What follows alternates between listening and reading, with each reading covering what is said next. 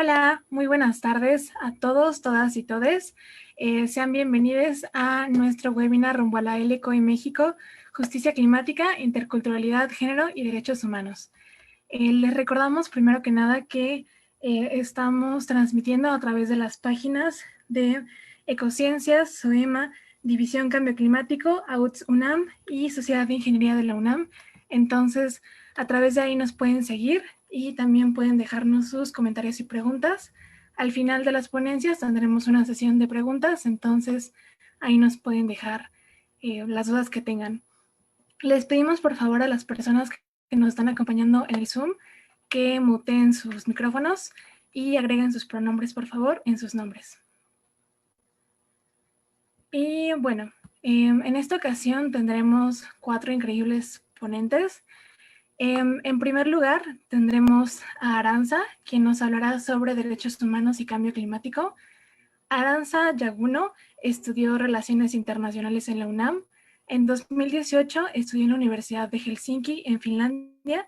Fue pasante en la Oficina Regional para las Américas de Amnistía Internacional y actualmente es tesista y colabora en el equipo de comunicación de SDSN México. En segundo lugar, tendremos a Rubí con una ponencia sobre género y cambio climático. Rubí fue coordinadora nacional de Fridays for Future México, es integrante de la División Juvenil de Cambio Climático en los Working Groups de Mujeres, Diversidad de Género, Acceso e Inclusión. De igual manera, formó parte de Yungo en el WC de Mujeres y Género. Ha sido panelista en espacios como el Segundo Simposio Internacional de Cambio Climático y el evento ONU 75 sobre temas referentes a cambio climático y mujeres, especialmente ecofeminismo, juventudes, activismo ambiental y la comunidad LGBTIQ+. En tercer lugar, tendremos a Cris con un tema sobre diversidad sexual y cambio climático. Cris Cepeda es una activista climática, luchadora por los derechos de las personas queer y estudiante de Yale NUS College en Singapur. Ha colaborado con organizaciones nacionales e internacionales para iniciativas como He4She, My World Mexico, SDSN Youth Global y la División Juvenil de Cambio Climático. Actualmente forma parte del LGBTI Stakeholder Group y fue invitada del ECOSOC Youth Forum 2020, representando a la juventud mexicana. Y en último lugar, pero no por eso menos importante, tendremos a Iván con un tema de justicia climática e interculturalidad. Iván Martínez es tesista de licenciatura en Relaciones Internacionales en la UNAM. También es coordinador de equidad en el capítulo juvenil de la Red de Soluciones para el Desarrollo Sostenible, SDSN Youth México, líder de alianzas en el secretariado de dicha red y fundador de LGAIA. Ha hecho estudios en la Universidad Politécnica de Valencia y el Instituto de Ciencias de París. Ha sido delegado juvenil de México ante la ONU, así como participante y ponente en conferencias nacionales e internacionales de sustentabilidad en Francia, España y Emiratos Árabes Unidos. Así que, como pueden ver, hoy tenemos un panel increíble. Y bueno, sin más preámbulos, les dejamos, los micrófonos son todos suyos.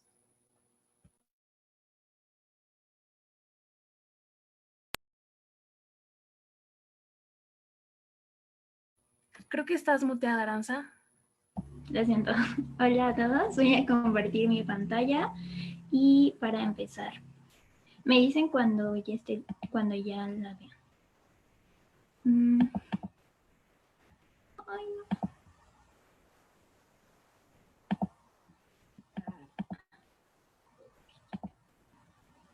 no. ¿Ya la pueden ver? Ya. Ya vemos tu pantalla. Ok. Bueno, pues vamos a hablar ahora de justicia climática, pero ¿por qué es importante este tema? Bueno, para empezar, quiero que vean el cambio climático más allá de un problema ambiental, sino también entenderlo como un problema social. El cambio climático nos atañe a todos y quiero empezar con esta frase. El cambio climático es un problema común de responsabilidad contribuida, pero tiene consecuencias diferenciadas. Esta frase nos va a ayudar mucho a entender lo que es justicia climática. No sé si algunos hayan ya escuchado sobre este término, que es un tanto reciente, o si no, pero vamos a empezar a hablar sobre las diferencias en la huella climática y también la vulnerabilidad ante el cambio climático, para después explicar un poco más lo que es justicia climática, a qué se refiere y que sea entendible para todos. Bueno,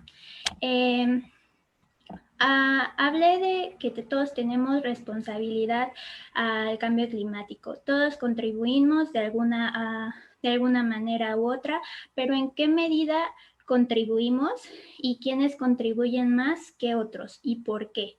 Bueno, en esta gráfica les quiero enseñar, o bueno, muestra cómo el 1% de la población más rica emite mayores emisiones de carbono que el 50% de la población más pobre. E incluso estas diferencias de emisiones de carbono son impactantes de acuerdo al número de la población. Tenemos población 3.9 billones y población 78 billones. Y aquí están las emisiones del carbono y los porcentajes de la población divididos de acuerdo a sus ingresos. Aquí tenemos otra gráfica que nos muestra cómo están distribuidas las emisiones de CO2 por parte de la población, del 50% de la población más pobre, y tenemos que 73% provienen del consumo y el otro 21% proviene de servicios públicos, lo cual es muy diferente en comparación ahora con cómo está compuesta las emisiones de carbono de la población más rica, que es solo el 1%. Tenemos 69%, 47%, perdón, de emisiones de carbono por consumo y el otro 50% de inversiones. Bueno, a pesar de, no sé si han escuchado este mito del ecologismo, debemos de hacer que los pobres tengan menos hijos para que contaminen menos. Bueno, este tipo de mitos contrarrestan la realidad, que las personas con mayores ingresos son las que contaminan más, a pesar de que hay menos población con mayores ingresos o representan un porcentaje mínimo de la población. Bueno, ahora vamos a hablar de la vulnerabilidad. Bueno, el cambio climático puede tener diferentes impactos, no solo sociales, sino también económicos, de salud pública y efectos adversos en poblaciones específicas. Hay grupos clave que se ven afectados de forma diferente por el cambio climático. Estas diferencias no solo se dan dentro de países, sino también a nivel internacional. Ciertos países son más vulnerables que otros. Bueno, aquí en esta gráfica nos lo muestra. En esta gráfica dice millones de personas que serán desplazadas después de 2020 debido a diferentes fenómenos naturales como terremotos, inundaciones, tormentas, tsunamis y vientos. Y vienen divididas por regiones. Aquí pueden ver cómo el impacto es diferenciado de región a región. Y por último, están los países ya desarrollados, o si quieren llamarlos así, más industrializados. Y aquí tenemos otro mapa que nos ilustra esto y dice que para 2070 las temperaturas proyectadas en el cambio climático van a ser negativas para los países en desarrollo y positivas para los países ya desarrollados. Por ejemplo, pueden ver en México cómo va a ser negativo, tiene color rojo, y la región donde está el Amazonas, y es muy diferente en todos los países del norte global. Bueno, ahora que ya entendimos esto, en el caso de México prevalece vulnerabilidad debido a sus condiciones o características geográficas, pero también tenemos que cuestionarnos en México, ¿quiénes son los grupos más afectados por el cambio climático? Y esta pregunta es por la cual hicimos este webinar. Creemos que todas las soluciones al cambio climático deben incluir la justicia climática. Pero, ¿qué es la justicia climática? Yo voy a utilizar una definición que nos da la Fundación Mary Robinson para la justicia climática. En sí, la justicia climática no es un concepto, no nació de la academia, sino más bien nació de un movimiento en los 80s en Estados Unidos de las comunidades afroamericanas. Y bueno, la Fundación Mary Robinson nos explica que la justicia climática vincula los derechos humanos y el desarrollo para lograr un enfoque centrado en el ser humano, siempre salvaguardando los derechos de los más vulnerables y compartiendo tanto las cargas como los beneficios del cambio climático y su resolución de forma equitativa y justa. Bueno, en sí, la justicia climática plantea garantizar que las personas y el planeta reciban un trato justo en todas las medidas, incluyendo la mitigación y la adaptación. Y aunque el término es muy reciente, de hecho en las convenciones internacionales no se encuentra explícito, y en la Convención Marco de las Naciones Unidas sobre el cambio climático no se encuentra expreso o explícito, más bien, pero sí se reconoce que hay diferentes responsabilidades, aunque son comunes.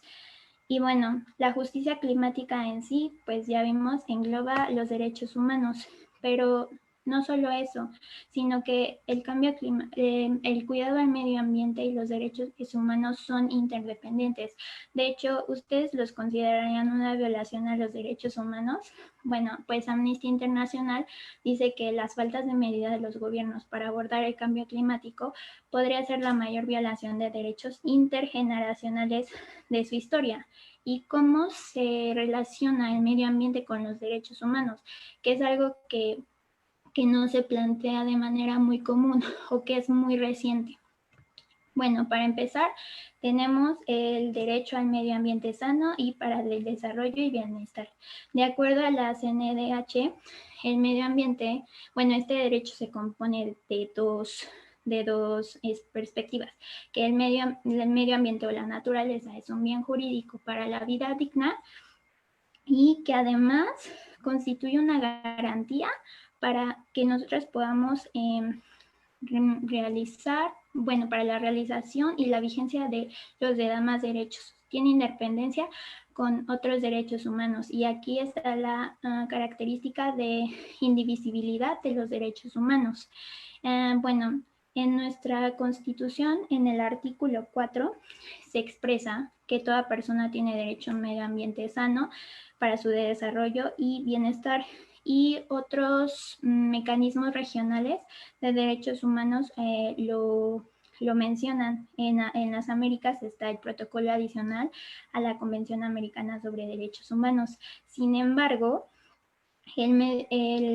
este derecho humano todavía no ha sido reconocido formalmente a nivel internacional. De hecho, hace apenas como 2 años, en 2018, 3 años, el relator especial de la ONU sobre derechos humanos y medio ambiente expresó o pidió a la Asamblea General que reconocieran este derecho de manera internacional, y fue y bueno, y otro dato importante, como para que vean lo reciente que ha sido esto, es que en 2007 el Programa de Naciones Unidas para el Desarrollo, PNUD, abordó por primera vez esta dimensión social, el cambio climático.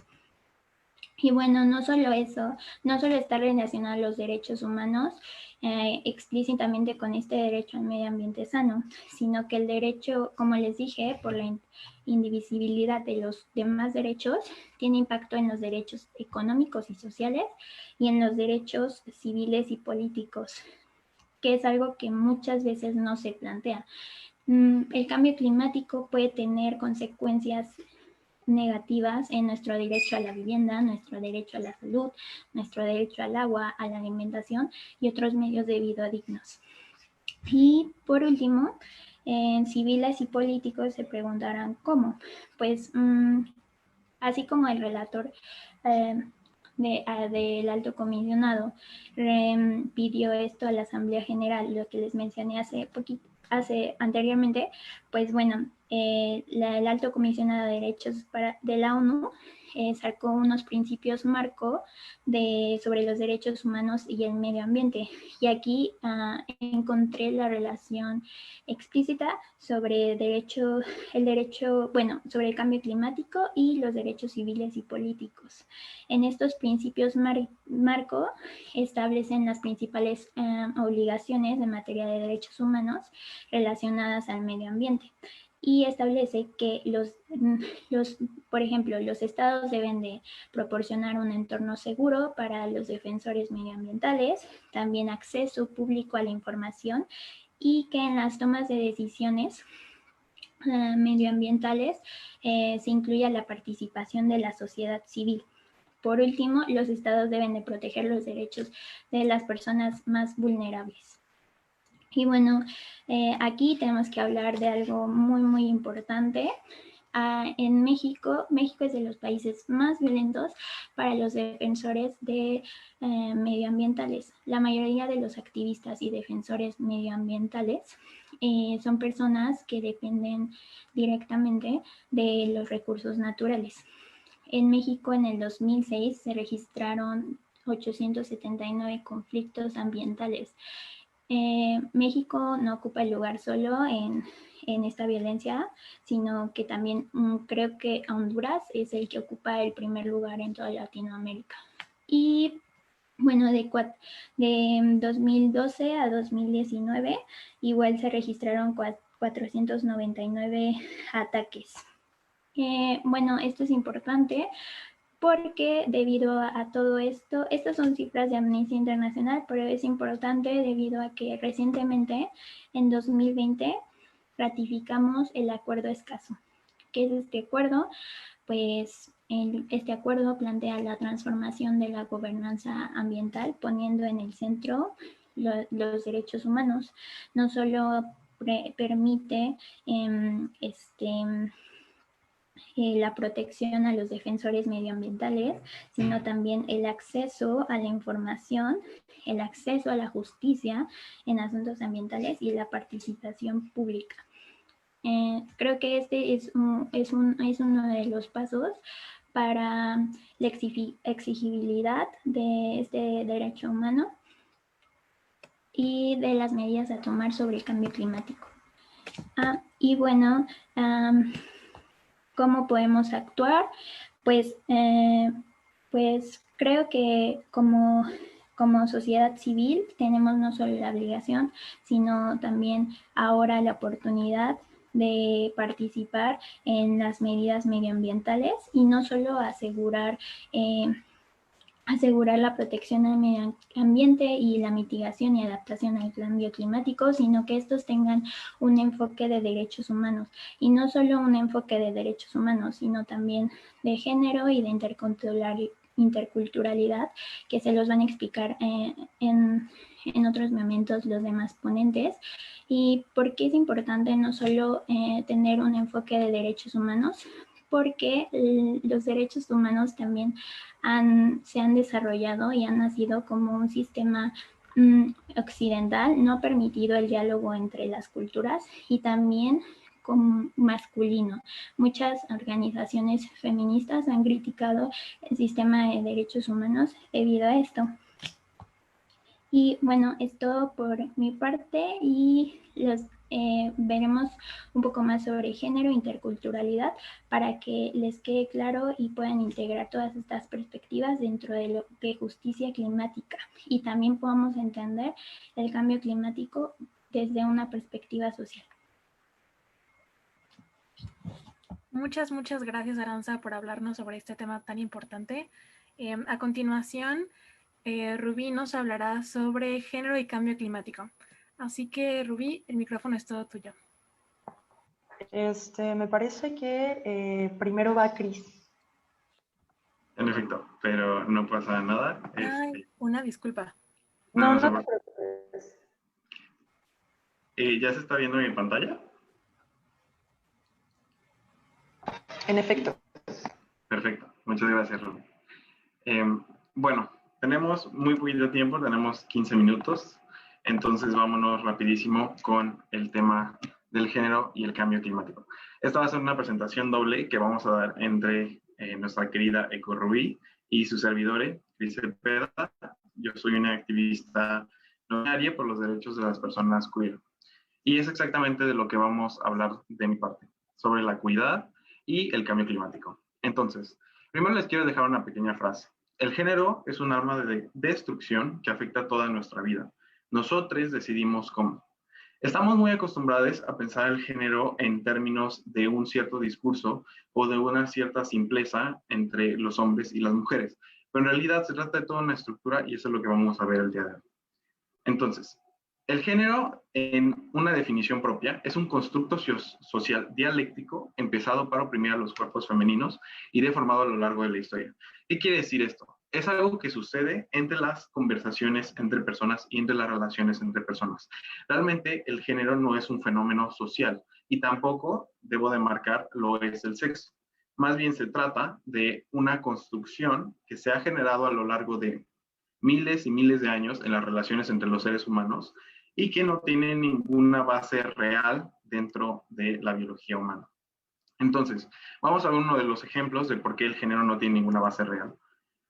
Uno de los primeros modelos de género, o bueno, de los modelos más relevantes a nuestra época de la modernidad, se conoce como el modelo unigénero y el modelo bigénero. Esos son modelos que se generaron en Europa a partir de la idea de que el ser humano perfecto era el hombre y después feminismos de personas blancas en Europa lograron mover la definición a que las mujeres también eran un género y que solo existían estos dos géneros. Cuando sabemos por estudios de culturas prehispánicas, estudios de culturas indígenas en este momento, que ya existían diferentes tipos y diferentes entendimientos del género a lo largo de la historia que no eran necesariamente hombres y mujeres, ni siquiera del sexo eran entendimientos binarios del pene y de la vulva. Entonces, estos conceptos del modelo unigénero y el modelo bigénero lo que generaron fue básicamente esta idea racista de que solo las personas blancas tenían esa diferenciación.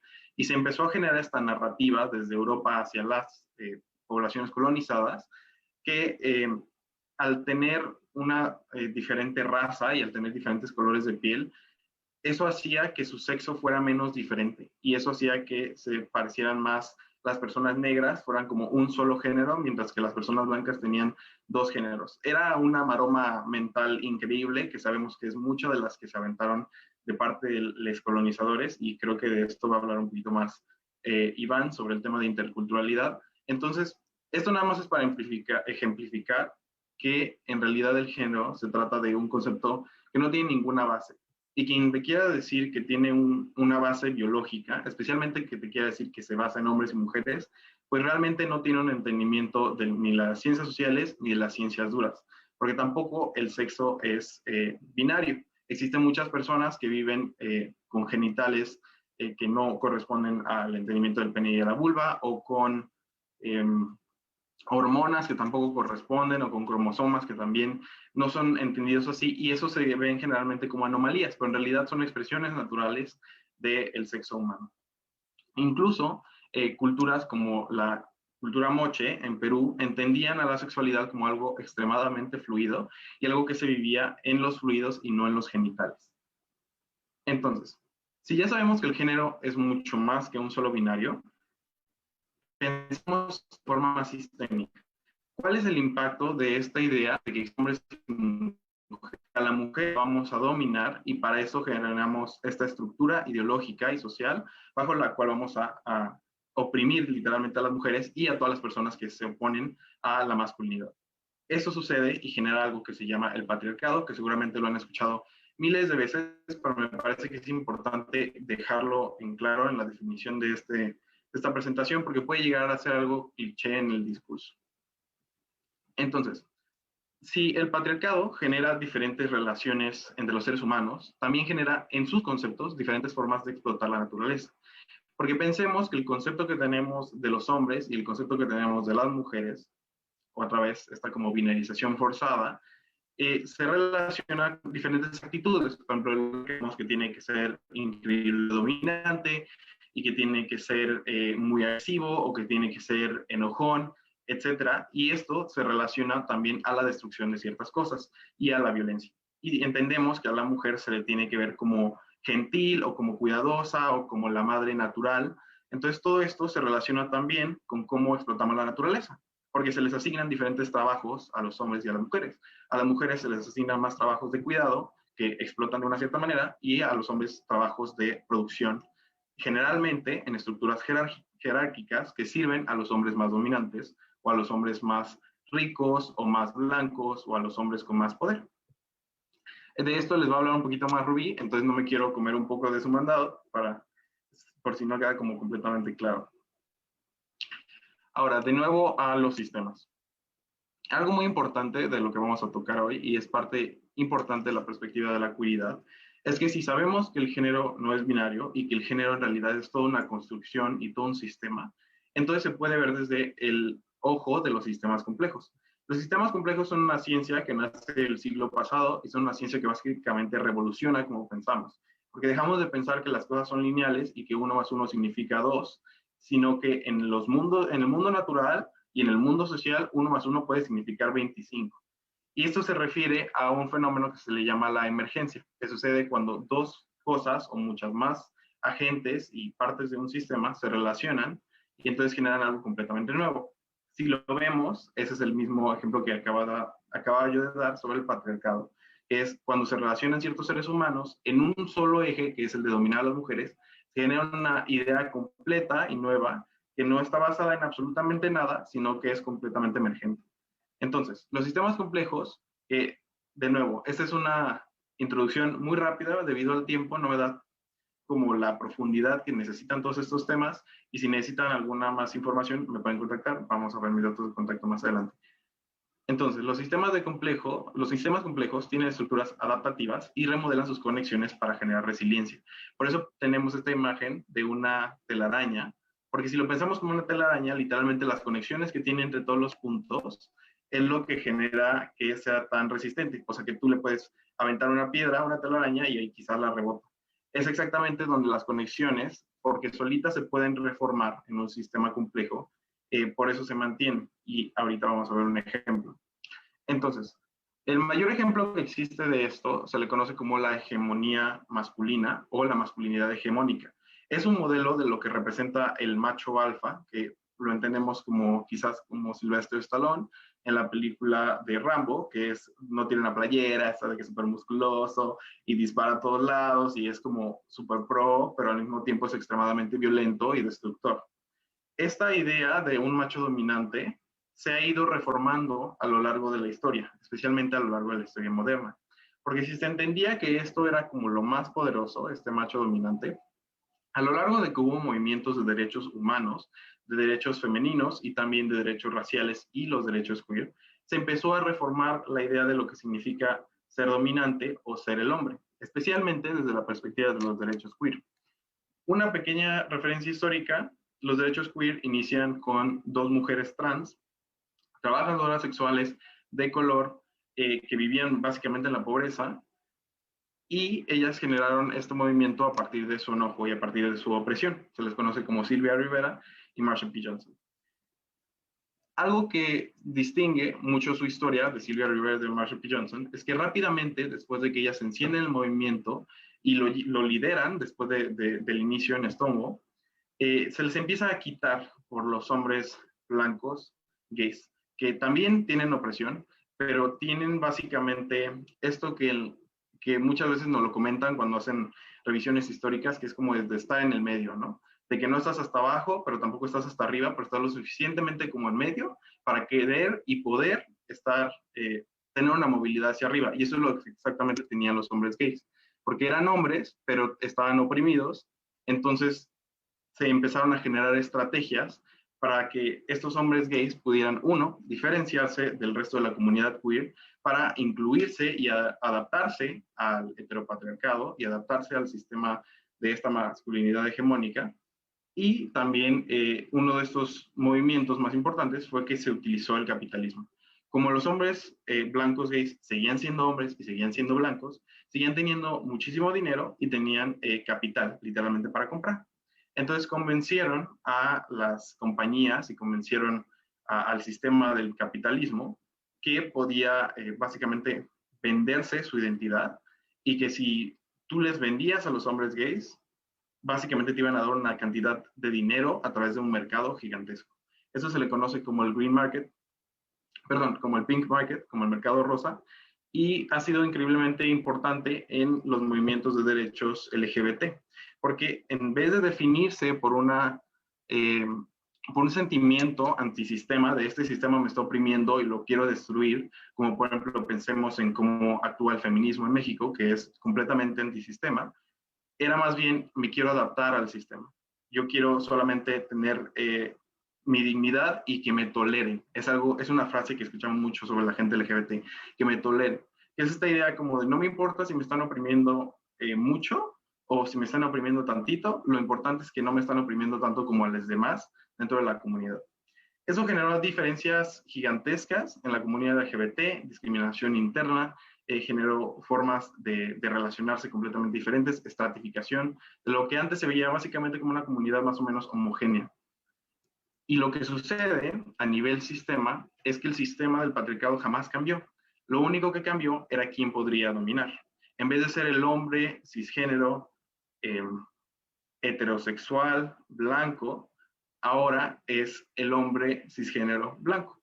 Y si es heterosexual o homosexual, importa poco. Obviamente, el patriarcado y la idea del hombre dominante todavía no se ha reformado completamente, pero es algo que está sucediendo y que ha generado cambios. Y si desde la comunidad LGBT no vemos que esta estrategia nos está fallando y que realmente nos está reformando el sistema, sino que más no está destruyéndose el sistema, sino que se está cambiando y que sigue oprimiendo y que se está adaptando para mantenernos oprimidos, pues nunca vamos a llegar a ningún lado.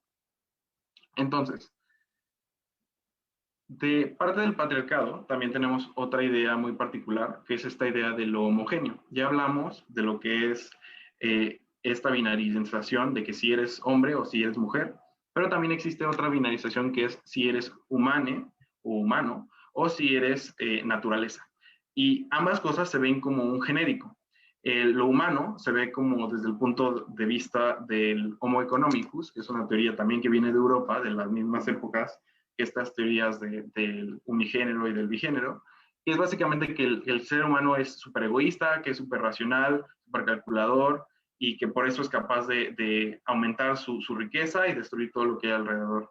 Y por el otro lado, la naturaleza se le ve como algo bueno, algo bondadoso, algo que no se entiende, y algo que es como inherentemente inocente o angélico, y al mismo tiempo que es un recurso. Entonces se ve como este hombre explotador, este ser humano explotador, y esta naturaleza que es nada más un recurso, y que es básicamente un verde genérico, de que solamente pensamos en un árbol de una sola hoja, y tiene un ejemplo, una activista trans que se llama Brigitte Baptiste, tiene un ejemplo muy particular de que lo vemos como un brócoli, como si toda la naturaleza fuera un brócoli y un solo color de verde. Bueno, en realidad la naturaleza es increíblemente dialéctica. Si pensamos en las sabanas o en el desierto del Sahara contra el Amazonas, pues todos son diferentes, pero todos forman parte de un sistema completo de la Tierra. Y así igualmente funcionamos los seres humanos. Somos muy diversos, solamente que si lo vemos desde el punto de vista de ser egoístas, nunca vamos a entender realmente la realidad humana, porque esa es una realidad que es impuesta o una perspectiva que es impuesta desde ciertas narrativas coloniales. Entonces, yo les quiero dejar una pequeña reflexión. Al empezar a relacionarme con este tipo de conceptos, yo sí tuve un pequeño shock conmigo mismo de cómo es que yo veía el mundo. Y incluso como persona no binaria, contándoles algo súper personal, me cuesta mucho trabajo ver las cosas como no binarias. O sea, me cuesta mucho trabajo verme a mí misma, ver a mis amigas no binarias como hombres o como mujeres. O sea, sigo con esa perspectiva de que o todo es hombre, pene, azul, y todo es mujer, rosa, vulva, ¿no? Pero en realidad es esta diversidad. Entonces, es importante que hagamos esta reflexión y que constantemente nos estemos deconstruyendo de cómo el patriarcado ha cambiado nuestras perspectivas del mundo. Ahora, algo que me parece muy importante es que todas las personas que sean LGBT, que estén sintonizándonos, reflexionen no solo en cómo ven el mundo, sino también en cómo hacemos nuestro activismo. Si hacemos el activismo del lado de somos un posible mercado que puedes explotar y somos una posible adaptación que puedes seguir utilizando para oprimir a otros, jamás vamos a llegar a ningún lado. Y esto es un ejemplo que está, por ejemplo, dentro del consumismo, del capitalismo rosa. Muchas personas dicen como, soy queer, tengo mi bandera, tengo mi playera, tengo mis doritos, que hasta los doritos son arcoíris, pero en realidad esto no lleva a ningún lado de los derechos LGBT, porque ese dinero generalmente se lo queda una compañía, se está lucrando de lo que tú estás haciendo, está explotando la naturaleza y está explotando muy posiblemente a las mujeres y también a las personas que viven tu misma identidad. Entonces, hemos pedido ciertos dientes del movimiento antisistema y es importante que lo recobremos, que dejemos de definirnos en términos gringos, en términos blancos, en términos de lo que es europeo y de que Europa es mucho más LGBTQ friendly o amigable con las personas LGBT. Lo tenemos que ver desde un lado de cómo es nuestra sociedad, cuáles son los procesos concretos y cómo esa misma idea de blanquear lo LGBT está muy relacionada a lo que genera problemas de género dentro de México, que es el colonialismo. Ahora, aquí les dejé un pequeño meme que es sobre esta venta de identidad, ¿no? Que es que cada junio aparecen todas las compañías y de repente todas son amigables con las personas LGBT cuando pueden lucrar de ti. Y tiene esto efectos muy concretos. Este lucro con las personas LGBT tiene efectos muy concretos en la naturaleza. Porque si sabemos que el capitalismo es un sistema que en este momento, por lo menos en el estado neoliberal, para no entrar a discusiones más grandes sobre sistemas económicos, genera muchísimos problemas medioambientales y genera la explotación del medio ambiente terrible y genera cambio climático, pues si lo seguimos apoyando, realmente lo que estamos apoyando es a la destrucción de nuestra comunidad. Y es que cuando hay un desastre natural, por ejemplo, que pues sabemos que los desastres naturales son muy frecuentes debido al cambio climático y que hay una relación directa, generalmente las personas LGBT tienden a tener muchísimas dificultades. Pensemos en una persona gay. Esta persona gay es posible que viva, es mucho más probable que viva sola o que viva en una relación de dos personas del mismo sexo, del mismo género. Esto no, en muchos países y en muchas agencias de ayuda humanitaria no es considerado una familia y solo a las familias se les da ayuda humanitaria. Entonces, cuando hay un desastre, estas dos personas no tienen, o esta sola persona no tiene su ayuda humanitaria porque básicamente no se le ve como una familia. Y si pensamos también, por ejemplo, en una persona trans, esa persona trans, si no está la agencia capacitada, se le puede poner en un refugio, o si no está el gobierno capacitado, se le puede poner en un refugio donde su género no corresponde con el que se le está poniendo. Y puede vivir muchísima violencia. Entonces, hay que realmente pensar en cómo consumimos las personas LGBT, en cómo movemos nuestros movimientos y en base a qué criterios nos definimos. Porque uno de esos criterios tiene que ser esta relación con la naturaleza. Porque la teoría queer y la teoría de esta diversidad humana que se vive en el género y en la sexualidad es muy aplicable a cómo vemos la naturaleza y cómo podemos dejar de explotarla y más bien tener una convivencia con su espíritu real de la naturaleza. Ahora, por último, nada más les quiero decir que tenemos que ampliar la perspectiva de lo técnico para un cambio profundo. Y esto va a un comentario muy particular, que es sobre cómo pensamos de los ODS y de la ONU. Este es el evento del ECOI, obviamente, yo estoy participando en la organización de este evento, entonces trabajamos bajo ciertos marcos que nos marcan Naciones Unidas y que nos marcan los Objetivos de Desarrollo Sostenible. Pero en realidad se ha vuelto esta idea del desarrollo sostenible una especie de dogma para las personas jóvenes. Y esto no es decir que los ODS no sean buenos o que no sean un espacio de conversación muy importante dentro del sistema internacional. Que no hay 30 personas LGBT, ni una sola. Estamos casi nunca mencionadas en los reportes que son para la Agenda 20. También en la ONU no se ha logrado concretar algún tratado de derechos humanos. Entonces, tenemos que de ver esta perspectiva como un dogma, como ok, si lo cumplo voy a obtener derechos LGBT. Y más bien verlo desde una perspectiva queer, no se están cumpliendo mis derechos. Tenemos que empujar para que dentro de estos espacios, incluida la LECOI, y esa es parte de por qué generamos este webinario, siempre se está empujando por los derechos y se está dejando de creer que esta perspectiva, lo técnico o la agenda internacional o lo que dicen las Naciones Unidas es lo correcto y pensar en cuáles son las opresiones, cuáles son los sistemas complejos y sociales, cuáles son los procesos históricos que están generando daño a las personas y cómo podemos revertirlos. Obviamente esto es un diálogo que siempre tiene que estar en construcción y por eso les invitamos a todas las personas que hayan tenido su aceptación al ECOI a que traigan todo su ser y toda su identidad directamente a las conversaciones y que no se quede nada más lo que dice el Acuerdo de París o lo que dicen los ODS o lo que dice lo técnico, sino lo que dicen las personas. Entonces, eso sería todo de mi parte. Me parece que quizás tomé más tiempo del que debería, pero si quieren conectarse conmigo, con ideas o con activismo, aquí les dejo mis redes sociales, que son @segagram en Instagram y @crisega en Facebook, y mi correo es cristian.luis.sega@gmail.com. Y si les interesa hacer activismo LGBT dentro de Naciones Unidas, y eso es un grupo que está en formación, pueden unirse al LGBTI Stakeholder Group, que básicamente somos un grupo mayor que tiene bastante espacios en Naciones Unidas, y que como está en formación, pueden ustedes definir cómo es esta formación. Ahora sí, muchísimas gracias por sintonizarme. Les dejo con mi compañera Rubí.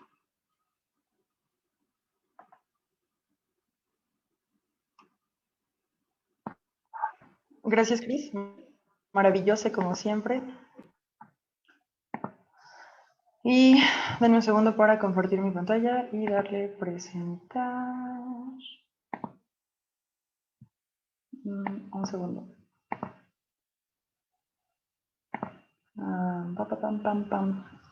¿Me confirman si ya se está viendo mi pantalla? Sí, ya la vemos. Sí, ya se ve. Vale. Perfecto. Bueno, pues vamos a empezar. Bueno, yo voy a hablar de justicia climática y mujeres y género.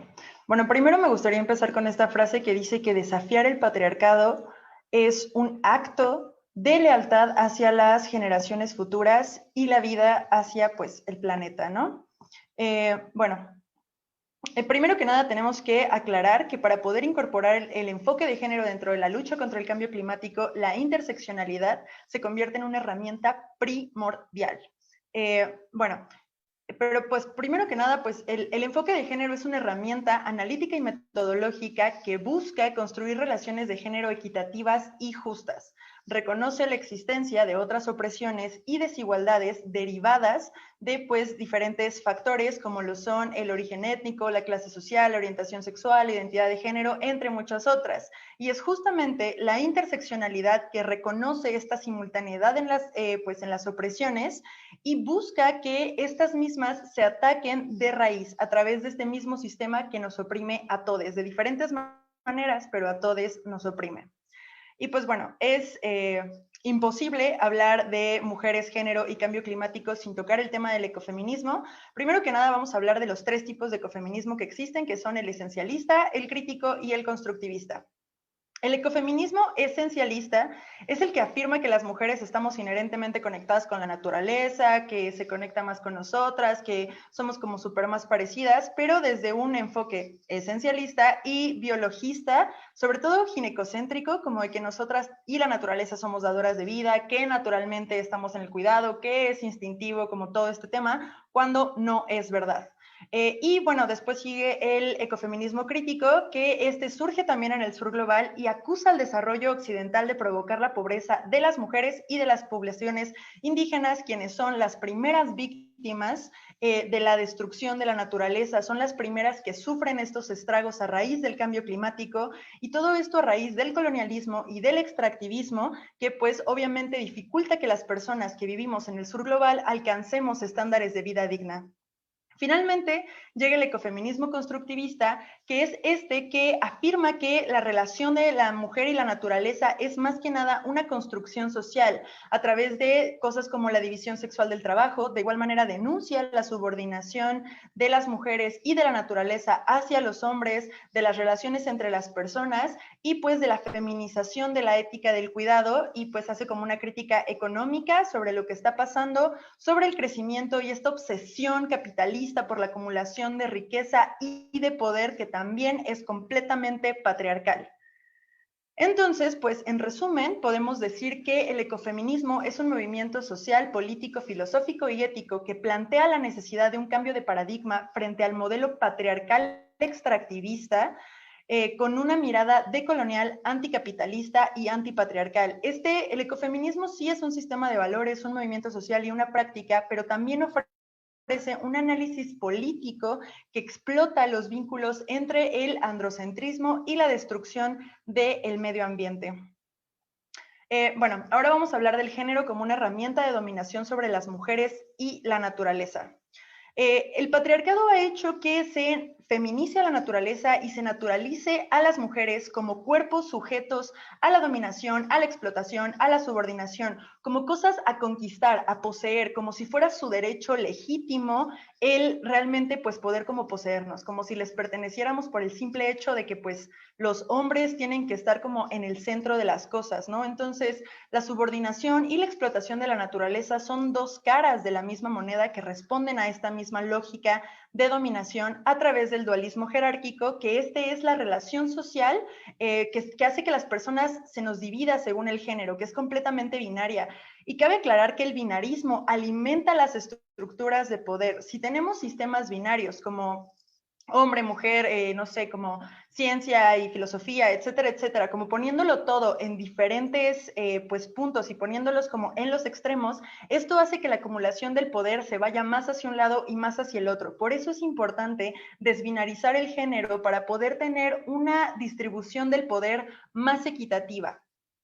Bueno, de igual manera dualismo jerárquico, pues aparte de dividirnos como a las personas con base a nuestro género, pues tiene como atributos asociados a que la masculinidad es como, wow, lo máximo es superior, y entonces todo lo que está feminizado es inferior y tiene que ser como conquistado y dominado. De igual manera, lo que hace este tema del dualismo jerárquico y de la masculinidad hegemónica es feminizar la ética del cuidado. La ética del cuidado se refiere a que nos cuidemos todes entre todes.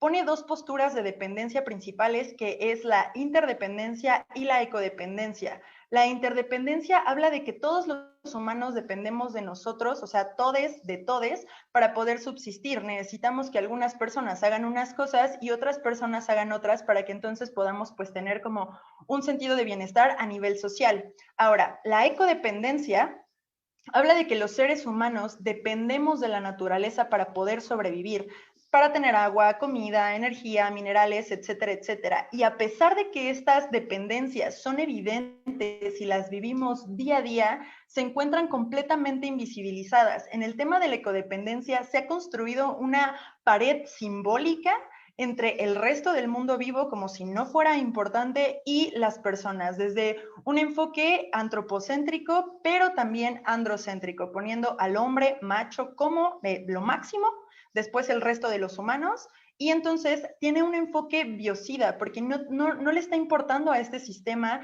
el extractivismo y cómo estamos depredando recursos que son finitos. Y bueno, la interdependencia es la dependencia como más difícil de poder como entender y de ver, a pesar de que la vivimos todos los días. Este mismo sistema nos ha educado para ser personas independientes, como pensarnos a nosotros como nuestra prioridad sin pensar en las demás personas, dejando de lado la empatía. En este sentido, la ética del cuidado dice que la alternativa no consiste en desnaturalizar a las mujeres, sino en renaturalizar a toda la humanidad, incluidos los hombres. Habla de ajustar la organización política, relacional, doméstica y económica para poder pues generar una mejor sociedad. Una renaturalización pues exige un cambio de cultura para que nosotros podamos darnos cuenta de las cosas que estamos haciendo y poder cambiar el sistema productivo para que cuide tanto a las personas como a la naturaleza, que ambos son explotados por este mismo sistema patriarcal, capitalista y extractivista, pero ahorita hablamos más de eso. Bueno, ahora vamos a hablar de la lucha climática encabezada por las mujeres. Si bien se considera a las mujeres como un instrumento de protección ambiental, debido a que pues las mujeres como son las primeras, sobre todo las mujeres del sur global, son las primeras que han como enfrentado con éxito las adversidades a raíz de pues los problemas que trae consigo el cambio climático y han generado como formas de organización, resistencia y resiliencia que pues obviamente han sido exitosas y por eso a las mujeres se les considera como un recurso muy valioso para el cuidado de las mismas. Pero, si bien esta perspectiva, claro que valora los roles que desempeñan las mujeres, ¿no? O sea, como parte de todo lo que están haciendo, pero no incorpora la perspectiva de género. En los diversos programas que se han hecho enfocados en las mujeres, pues este desarrollo no tiene un enfoque de género, fomenta la idea de que los problemas que vivimos las mujeres son aislados y que solamente los podemos solucionar entre nosotras, lo cual es una mentira total. O sea, así como nosotras no somos responsables de la crisis ambiental global, es imposible. Y también no es real el esperar que seamos nosotras las que resuelvan esta misma problemática. Por eso es tan importante de construir la naturalización de las mujeres y la feminización de la naturaleza. Bueno, finalmente, estos proyectos, claro que son insuficientes en la práctica e incluso llevan a las mujeres a tener mayores responsabilidades, menos oportunidades de decidir u optar por hacer otra cosa.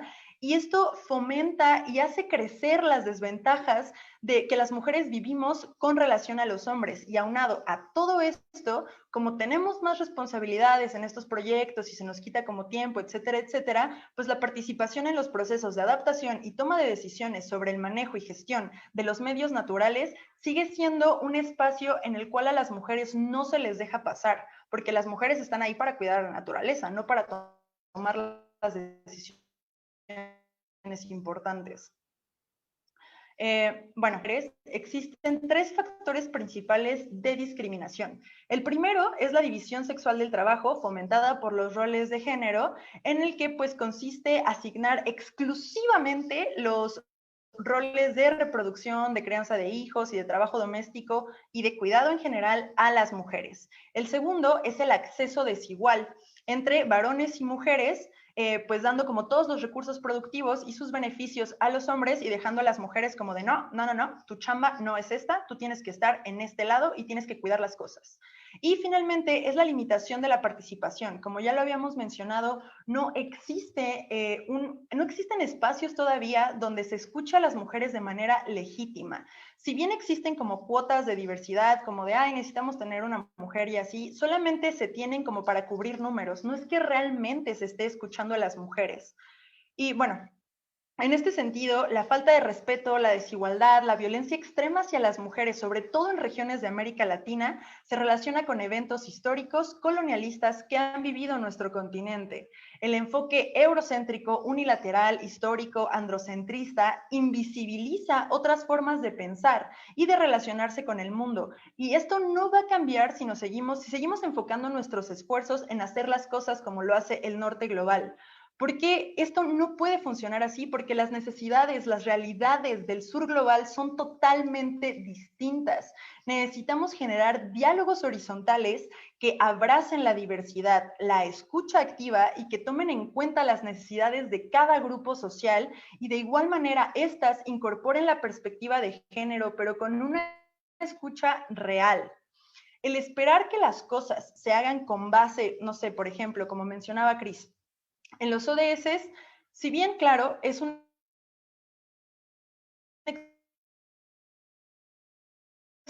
excelente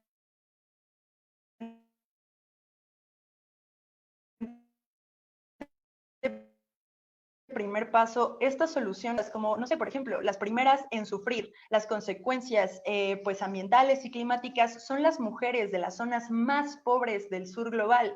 Y aquí yo les hago una pregunta. ¿Por qué si son ellas las que enfrentan de primera mano estas situaciones, son las últimas en ser escuchadas legítimamente, las últimas de quienes se toma en cuenta su opinión?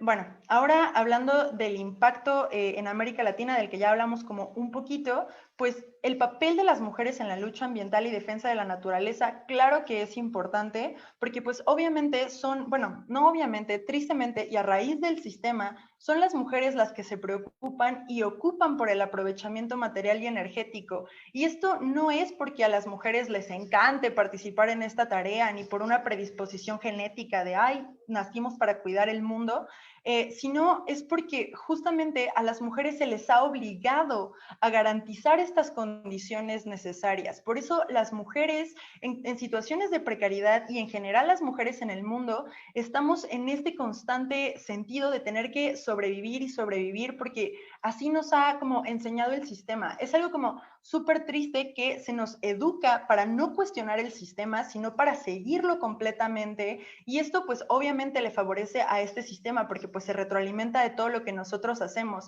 pero es súper importante cuestionarnos y es súper importante como llevar esto al diálogo, porque lo que no se nombra no existe, y si pensamos que las cosas no existen o ni siquiera entran dentro del imaginario colectivo, son problemas que jamás se van a poder resolver.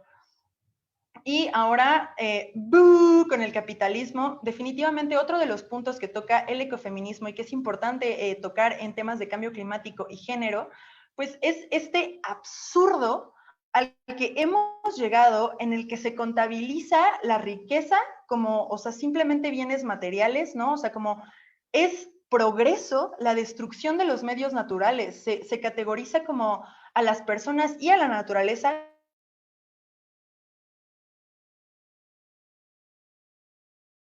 recursos productivos. El capitalismo ha transformado a la tierra en mercancías y está como vendido en este sistema, pero esto es completamente ilógico porque la tierra, o sea, como no ha sido producida y las personas no hemos nacido o sido producidas para ser vendidas o para ser productivas. También existe como esta mentira de la productividad, de que tienes que estar trabajando todo el tiempo y generando todo el tiempo y generando, y si te sientes mal, uy, no, eso es femenino y entonces no tienes derecho a sentirte mal porque entonces no estás contribuyendo. Entonces, ¿qué estás haciendo? ¿Qué estás haciendo? ¿No trabajas? Y ese como tipo de cosas que pues fomenta este tema del capitalismo. De igual manera, o sea, como la producción está como súper ligada a pues a la explotación.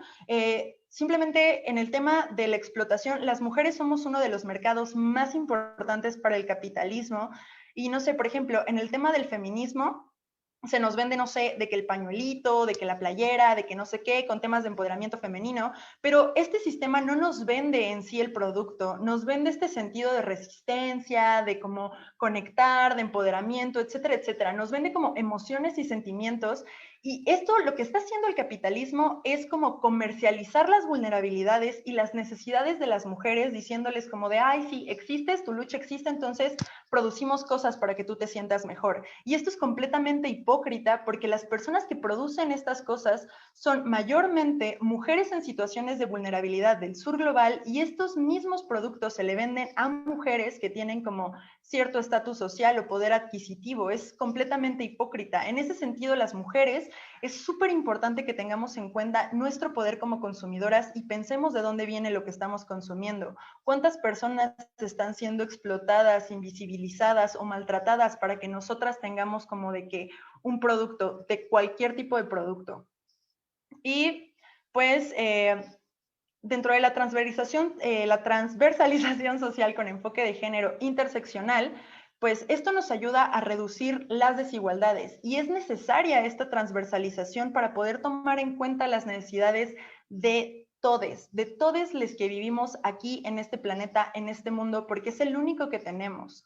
Entonces, pues para poder lograrlo existen como 4 puntos principales. Bueno, existen más, pero yo solamente les voy a dejar 4 puntos principales. El primero, pues, es la desbinarización del género.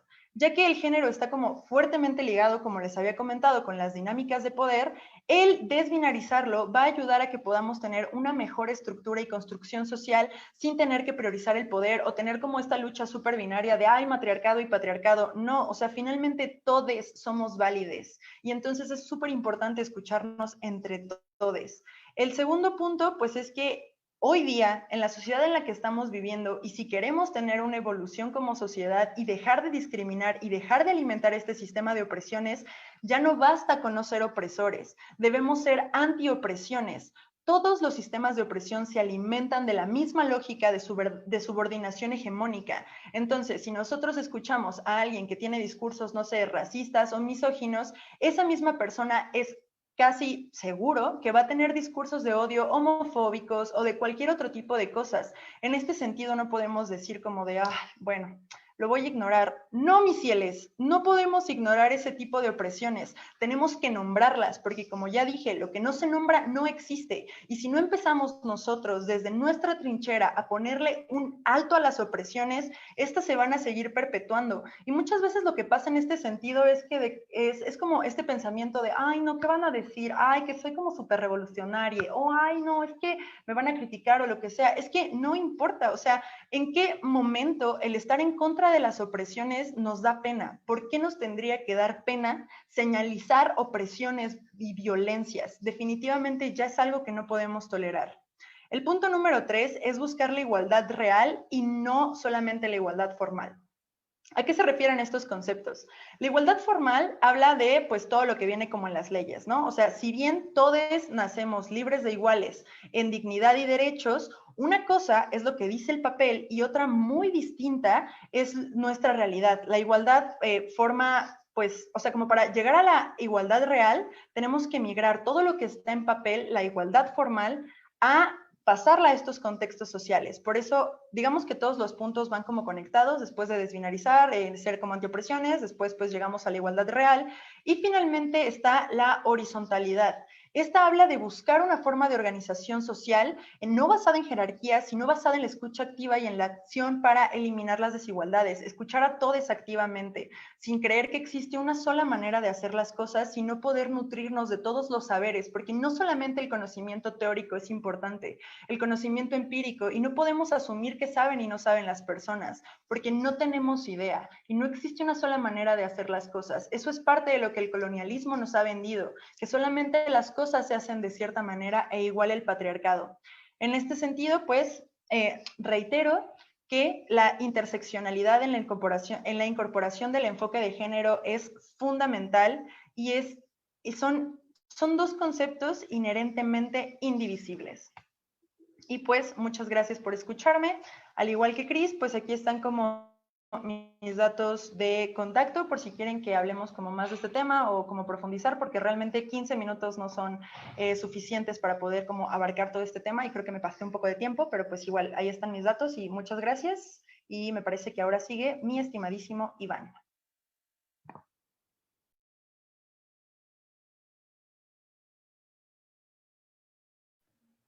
Sí, muchísimas gracias por todas sus aportaciones. Creo que ha sido demasiado rico el diálogo y pues ahora voy a tratar como de tener bueno, de enlazar todo lo que ya han dicho, pues para hablar como justo de la interculturalidad.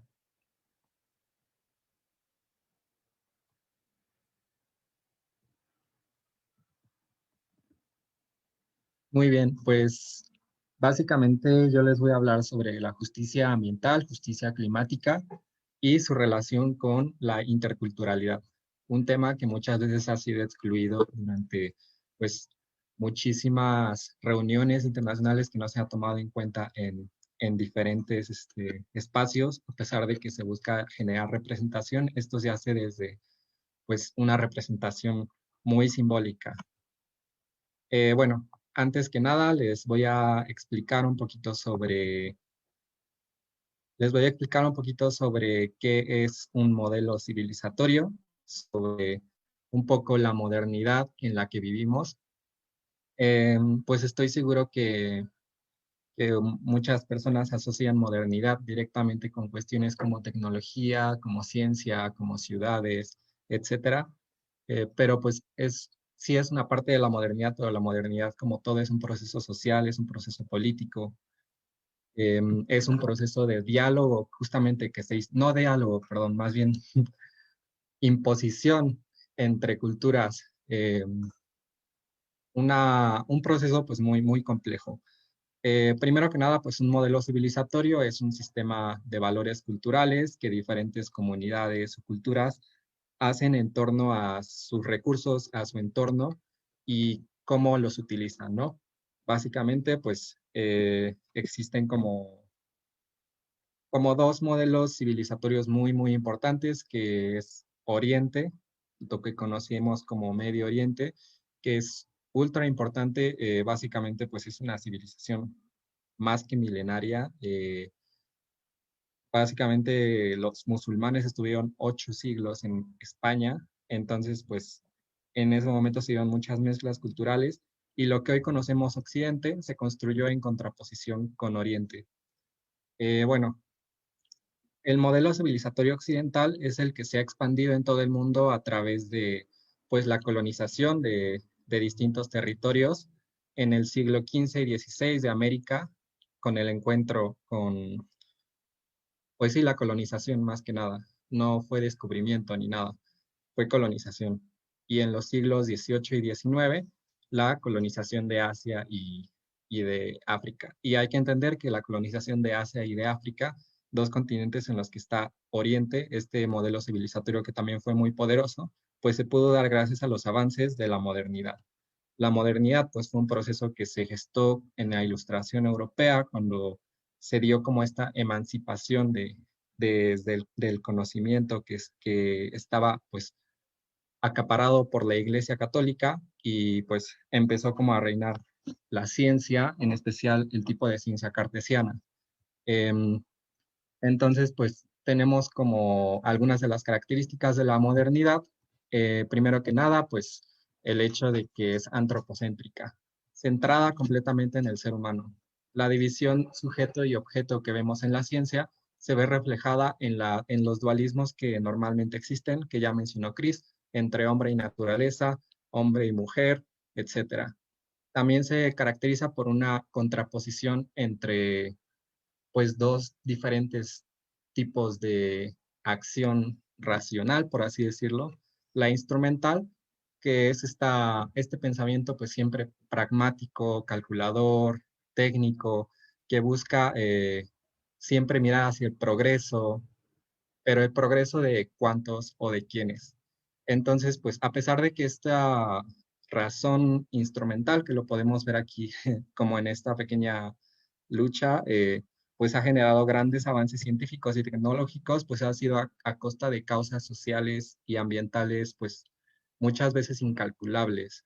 Y la razón histórica o crítica, pues que busca la igualdad social, que se ve justamente un poco en los derechos humanos que nos explicó Aranza y en pues distintas instituciones de la democracia liberal, ¿no? Sin embargo, pues estas instituciones son completamente occidentales, antropocéntricas y no consideran pues la cuestión de la interculturalidad. Bueno, aquí les puse esta frase de un filósofo Marshall Berman que menciona básicamente como hablando de esta contraposición entre estos dos tipos de razón, que ser moderno es vivir en una vida de paradojas y contradicciones, es estar dominados por organizaciones burocráticas que tienen el poder de controlar y a menudo destruir las comunidades, los valores, las vidas, es decir, el Estado, el capitalismo, la crisis de la democracia, y sin embargo, no vacilar en nuestra determinación de enfrentarnos a tales fuerzas, de luchar para cambiar su mundo y hacerlo nuestro. Bueno, básicamente la expansión de la modernidad se ha dado con la expansión de un modo productivo, un sistema productivo, bueno, más bien un desarrollo industrial, ya sea en el capitalismo o en los socialismos reales que vimos en la Unión Soviética, que hemos visto en Cuba, en otras partes del mundo, en el cual se expande la llamada pues, antropósfera, que es como esta, pues, todo lo que conlleva las ciudades industriales que conocemos actualmente, como la Ciudad de México, como Shanghái, Nueva York, etcétera. Y la expansión de todo esto, pues, no considera la existencia de lo que Chris también ya mencionó, de los sistemas complejos que hay en el mundo, que están conformados, como aquí vemos en esta grafiquita, por la diversidad cultural, la diversidad lingüística y la diversidad biológica, que son interrelacionados. Existe pues unas relaciones bioculturales muy importantes y actualmente pues estamos en esta fase en la cual pues en la fase del antropoceno, en la cual el ser humano ya ha traspasado varios límites planetarios, como veremos posteriormente. También estamos en una fase de homogeneización cultural a partir de la globalización que está haciendo que a partir además del colapso ambiental, también haya una pérdida de la diversidad cultural, lo cual es realmente alarmante, considerando que pues, la diversidad cultural pues es tan importante para el ser humano como la diversidad biológica. Y bueno, aquí es donde quiero mencionarles como qué es la interculturalidad para después ya poder hablar sobre justicia ambiental. Pues la interculturalidad, de acuerdo con la UNESCO, se refiere a la presencia e interacción realmente equitativa y horizontal de diversas culturas y la posibilidad de generar expresiones culturales compartidas a través del diálogo y del respeto mutuo.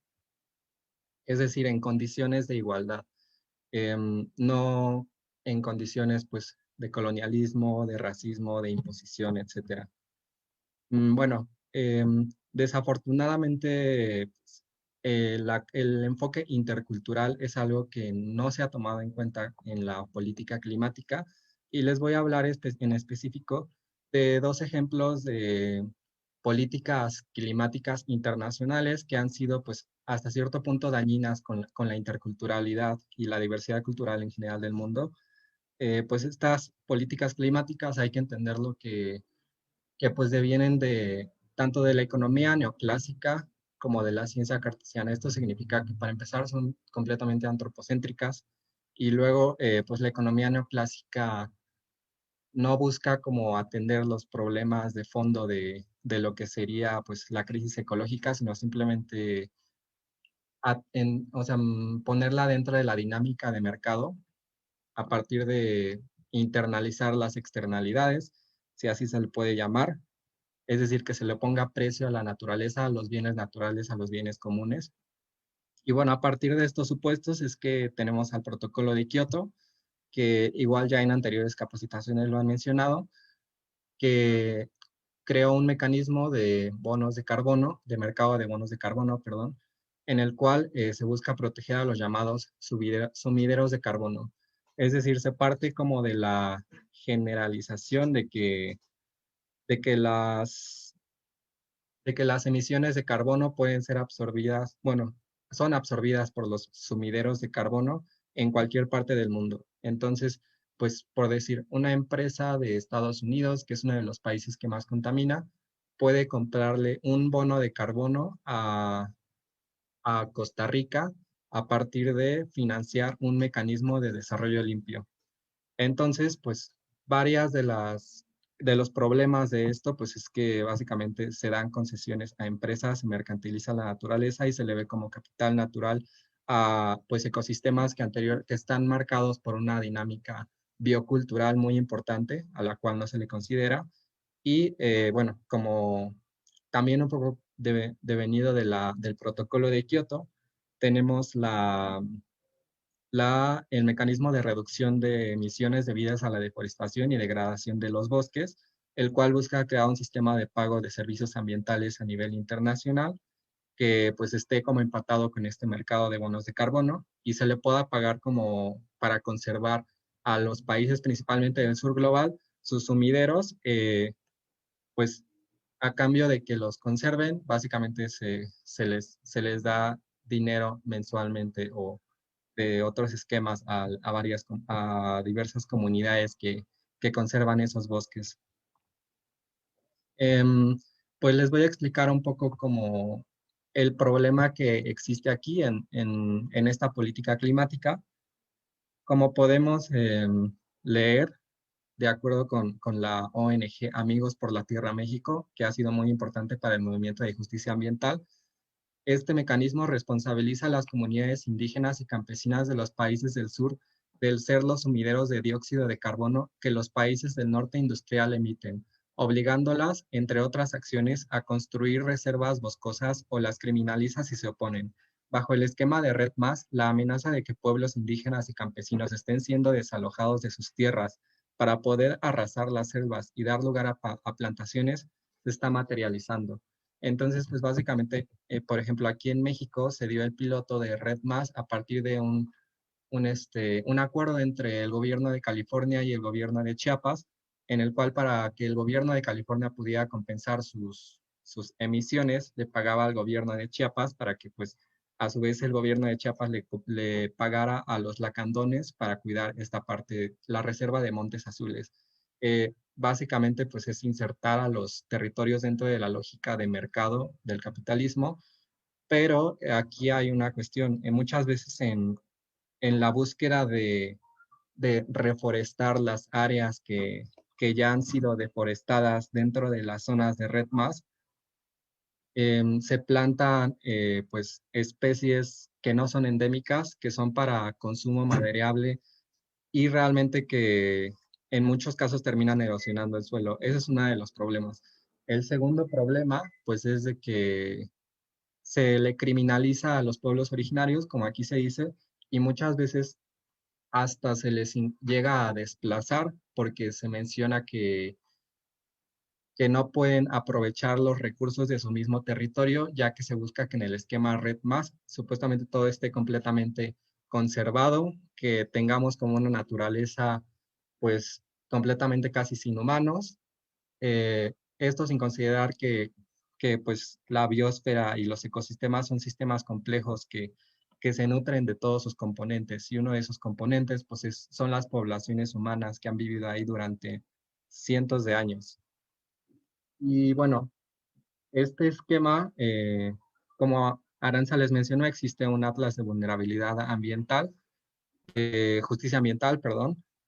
Ya existen 21 conflictos socioambientales debido a este esquema, principalmente debido bueno, por pueblos originarios, eh, y también existen 41 casos del mecanismo de desarrollo limpio del protocolo de Kioto.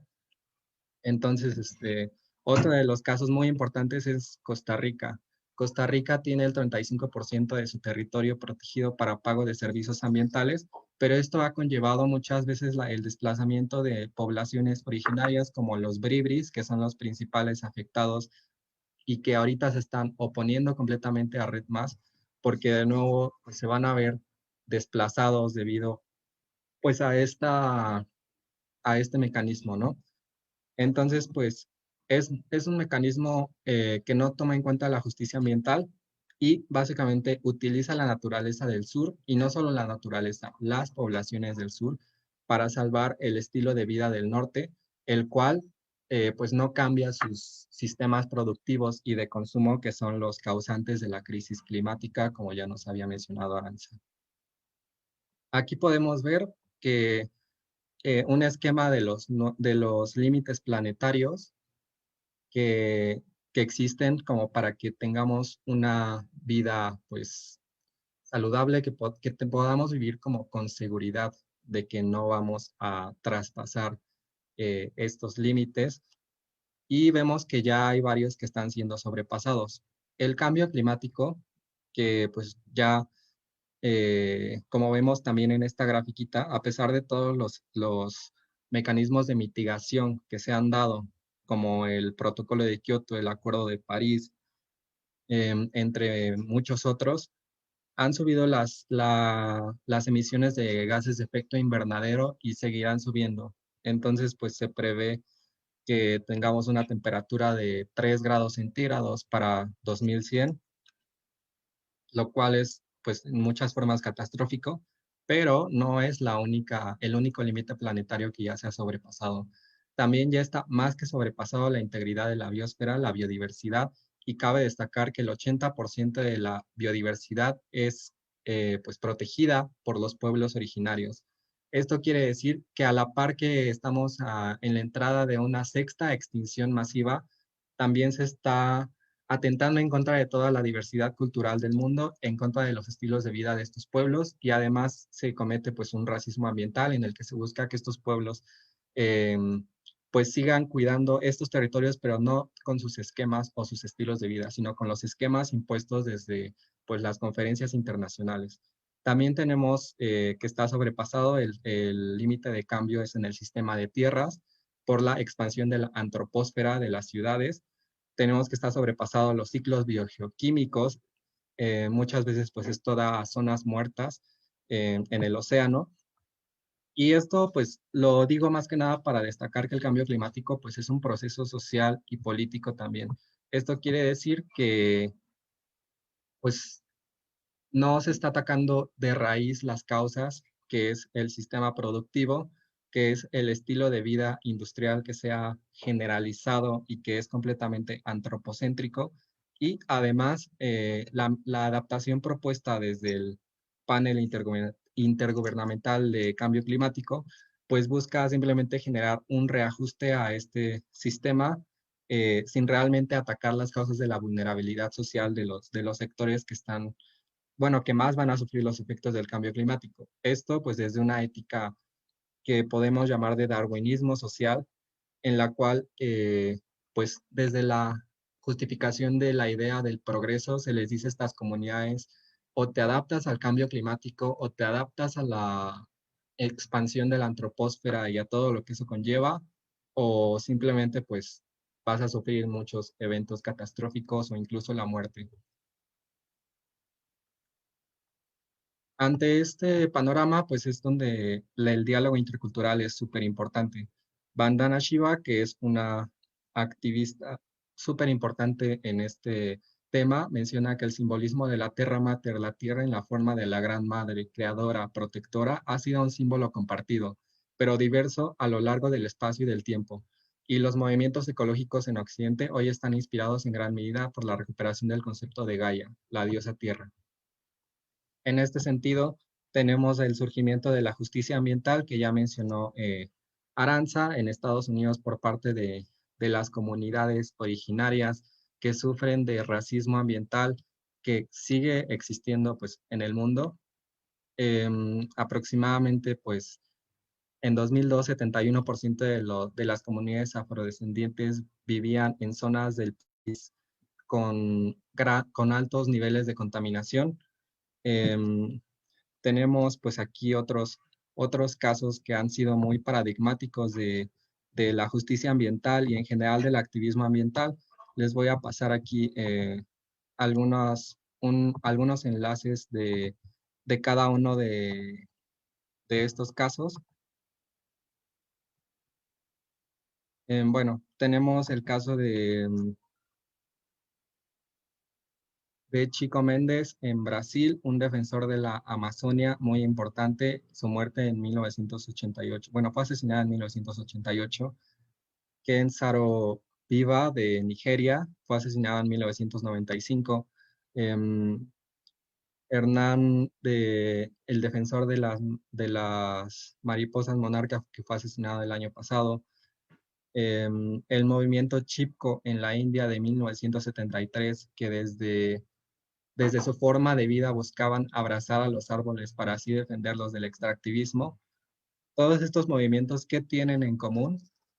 Pues tal vez no intrínsecamente están diciendo que están en contra del antirracismo, o sí lo hacen, como en el caso de Chico Méndez, pero básicamente conectan lo que es la justicia ambiental, la lucha porque el estilo de vida de unos no afecte las dinámicas bioculturales de todo el mundo, la interculturalidad, es decir, el respeto a formas de vida que no son apegadas al modelo civilizatorio occidental y que buscan ser absorbidas por y el antirracismo, luchar en contra de este mecanismo de opresión que sigue pues oprimiendo de forma estructural a grupos con color de piel distinto, porque pues cabe destacar que las razas no existen, es es un invento y eso se puede comprobar en muchos estudios científicos.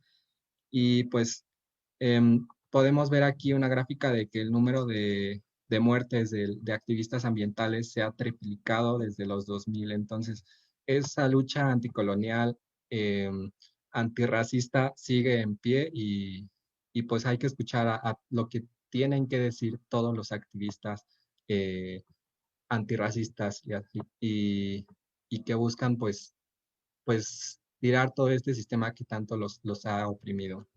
En este sentido, pues también es necesario que exista un diálogo intercultural en todas las propuestas de justicia climática. Como podemos ver en esta gráfica, desde el último informe de desarrollo humano de la ONU, existe una imposibilidad enorme de seguir con un desarrollo antropocéntrico, injusto, industrial, eh, basado en la energía fósil, y existe una incapacidad de la tecnología de hacer frente a la urgencia actual de los límites planetarios.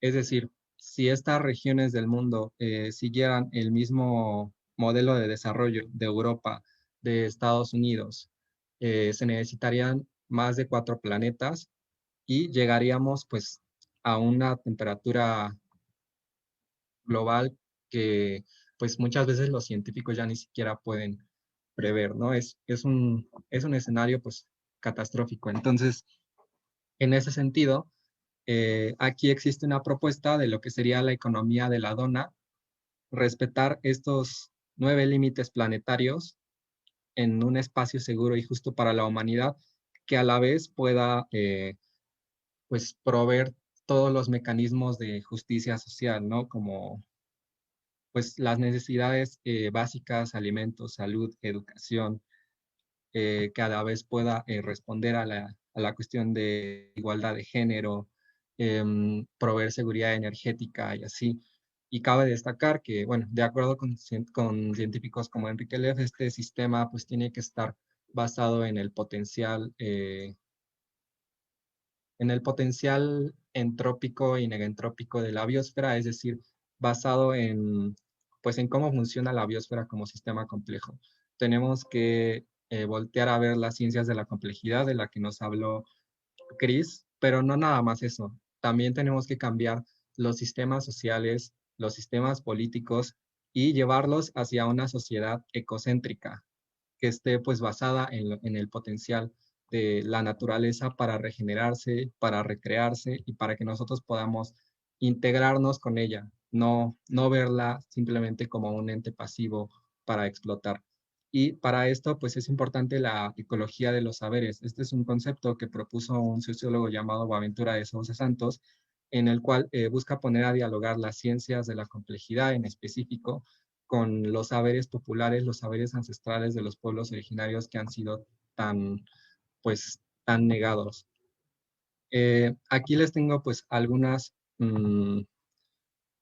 aquí les tengo como algunas iniciativas que nos dan como cierta esperanza de, pues, del movimiento de justicia ambiental. Tenemos el movimiento en contra de la biopiratería, en contra de los desiertos verdes, es decir, de los monocultivos, la vía campesina, yazonizar la tierra, que significa dejar los combustibles fósiles en la tierra que siguen, bueno, que si se liberan tendrían un potencial catastrófico.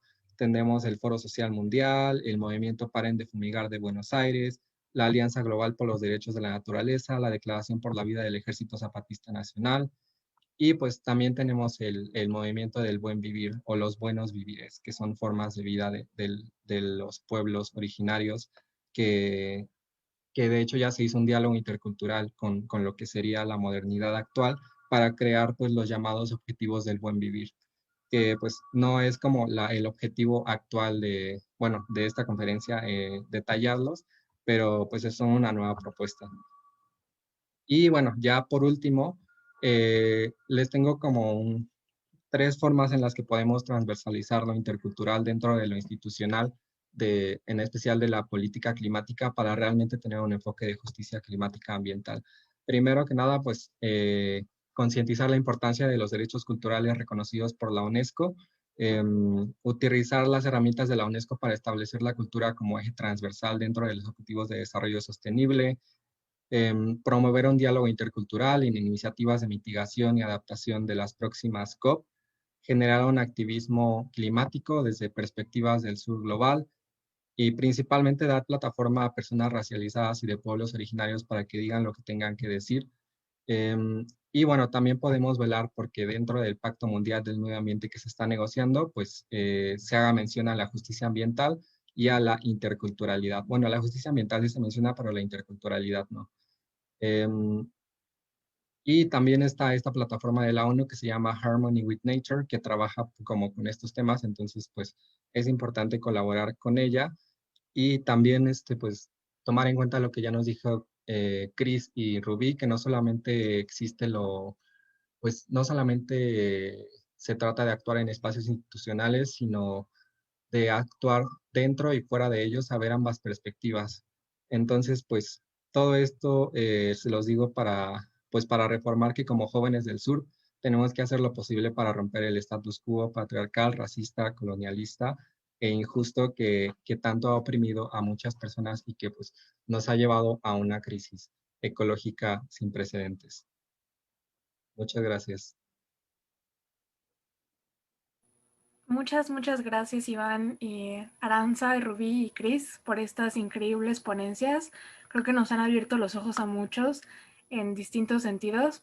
Con respecto a esto, bueno, para que todos recuerden, todos recuerden que pueden hacer sus preguntas mediante el chat o también pueden alzar la manita de Zoom y les damos la palabra. Entonces, pues la primera pregunta que tengo para ustedes es, nosotros como juventudes e infancias activistas, ahora que sabemos todo esto, ahora que estamos empezando como a abrir los ojos a descolonizar nuestro activismo y todo eso, ¿por dónde empezamos? Son tantos conceptos que puede ser un poco como abrumante para nosotros. ¿Dónde empezamos a actuar y a cambiar nuestras formas de pensar, pero también de hacer activismo?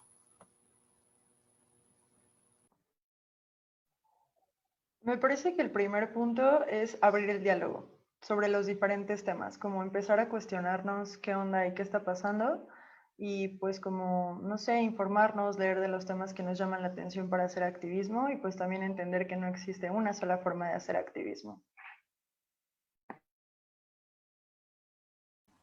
Y también creo que es empezar a cuestionarnos a nosotros mismos, porque muchas veces no vemos las realidades de otros. Estamos, se nos ha enseñado esta dualidad justo de yo y el otro. Y así muchas veces empezamos a implementar el activismo, incluso eso no nos permite cuestionarnos muchísimas cosas también, es empezar a cuestionar de qué forma, igual incluso el medio ambiente puede tener estas mismas dinámicas de opresión, incluso las mismas soluciones que se han implementado, las mismas normas que se han implementado, les hace falta muchos enfoques, y cuando nosotros nos empezamos a cuestionar, empezamos a conocer, es posible que alcemos la voz, y alzar la voz no implica solamente actuar de nuestras trincheras, que empieza por ahí, pero también es que llegue a estos espacios donde se toman las decisiones, porque es en estos espacios donde tienen el impacto macro.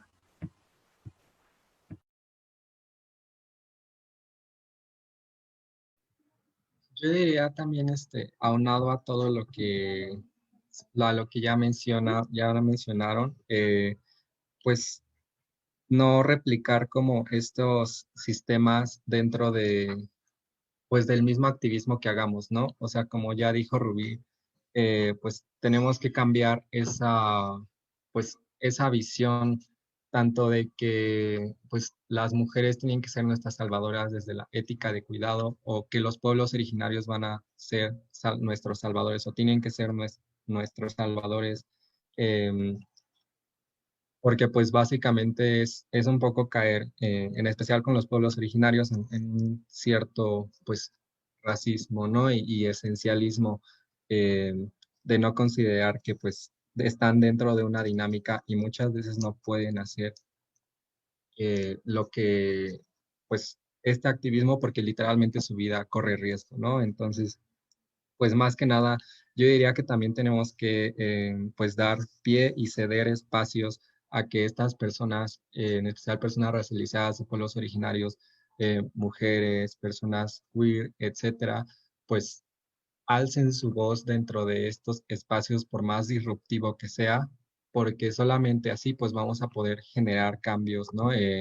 Dentro de la ONU muchas veces se alaba a Nelson Mandela, a Martin Luther King, etcétera. Todos esos personajes en su momento alzaron la voz en contra de las opresiones que estaban viviendo, no importaba en qué institución estaban o contra qué institución se ponía, lo hicieron. Y creo que es momento de que nosotros, los jóvenes, hagamos lo mismo por distintas causas y que demos plataforma a todas estas personas que tienen mucho que decir para pues realmente que podamos tener un enfoque de justicia climática pues que integre todos estos ejes transversales. Yo estoy completamente de acuerdo. Creo que lo único que añadiría para ser lo más breve posible es esta idea de ser amable contigo mismo. Y generalmente es algo que pasa a la gente que está mucho en el activismo, que nos estresamos porque entendemos que hay cosas dentro de nuestra construcción que nos hizo el patriarcado y el capitalismo y el colonialismo, que entendemos de nosotros mismos que están mal o de la forma en la que nos relacionamos con otras personas. En todas nuestras relaciones humanas se ejerce el poder y eso es inevitable. Lo que podemos hacer es releer dónde estamos ejerciendo el poder, dónde lo estamos ejerciendo de manera incorrecta, dónde nos estamos dejando llevar por la construcción social y empezar a deconstruirnos, literalmente. Empezar a cuestionar qué es lo que estamos haciendo mal, dónde estamos dañando a otra persona, dónde estamos alimentando este sistema patriarcal, aunque tengamos buenas intenciones. Y sobre todo, tener esta como bondad con nosotros mismos de decir, sabes qué, lo estoy haciendo mal, pero puedo corregir el camino. No es como algo fijo de que sea una mala persona o de que no sé qué. Cuánto, o sea, las personas no son malas, los sistemas son terribles. Y hay que pensar cuál es nuestro rol en estos sistemas terribles. Muchas gracias. Y ahora también nos preguntaban por aquí en el chat, ¿cómo puedo poner en práctica el activismo? Si no soy una persona activista, ¿por dónde empiezo?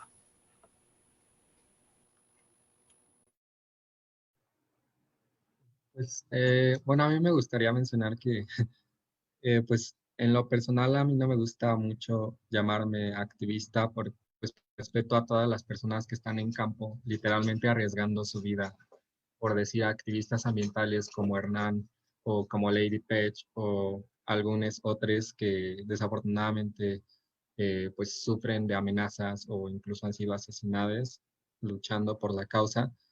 Yo diría, pues, más que activista, empezar como defensor dentro de las causas y entender que existen como, pues, dos vertientes, ¿no? O sea, en inglés serían como los insiders, que somos como nosotros que buscamos, pues, poner estas perspectivas dentro de las instituciones y que se escuchen en los, pues, a las personas que toman las decisiones, ¿no? Que nos escuchen. Em, y entender que puedes ir por ese camino, puedes empezar a asistir a conferencias, asistir a convocatorias, bueno, no participar en convocatorias, perdón, de instituciones como Naciones Unidas, del gobierno, siempre buscando como transversalizar estos ejes de los que ya hablamos, o también es muy válido, pues, ir fuera de las instituciones, generar campañas de movilización, generar protestas de acuerdo con la causa, y lo que nosotros buscamos hacer dentro de las instituciones, pues más que nada es generar como una red de protección hacia los activistas en campo, para que realmente pues puedan generar su activismo de forma segura y que no haya como más trabas o más opresión desde las instituciones, ¿no?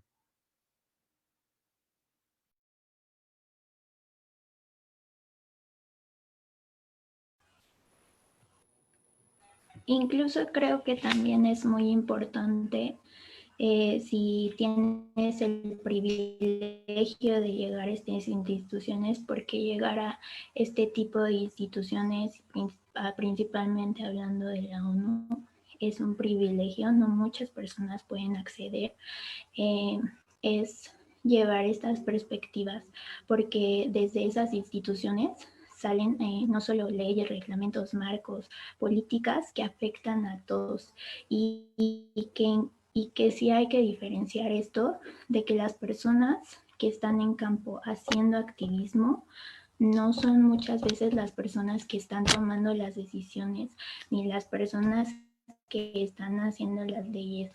Y eso es muy importante porque incluso estas personas defensoras de derechos humanos no son las personas que están contribuyendo a las organizaciones internacionales de derechos humanos en muchos casos, porque las personas realmente que están en campo son las que temen por sus vidas, son las que arriesgan sus vidas. Y yo también creo, como Iván, que la palabra ser activista es muy fuerte. Yo también la respeto mucho, ¿no? Y más bien las posibilidades que tienen, porque igual no todos tenemos las mismas posibilidades para defender estas causas, y no solo defenderlas, ponerlas en práctica en tu vida diaria, e incluso si tienes la oportunidad, llevarlo o participar en espacios donde se incluyan estas perspectivas y donde se incluyan las diferentes experiencias, porque igual tampoco tenemos las mismas experiencias. Y otra pregunta que tenemos aquí es, ¿tienen alguna recomendación para libros o artículos sobre interseccionalidad, ecofeminismo o justicia climática? ¿O de alguna página donde puedan acceder a encontrar este tipo de material? Justo estoy como descargando unos libritos para pasártelos por el chat. Tengo uno que es como de ecofeminismo y de interculturalidad y tengo otro que está como súper, pues no sé, está como súper digerible, que se llama Transversalización con enfoque de género en movimientos sociales. Y bueno, como yo creo que sobre todo esos son como los que más me han gustado, pero, o si quieres, pásame tu correo y te agrego a toda mi biblioteca feminista. Yo igual tengo varias fuentes.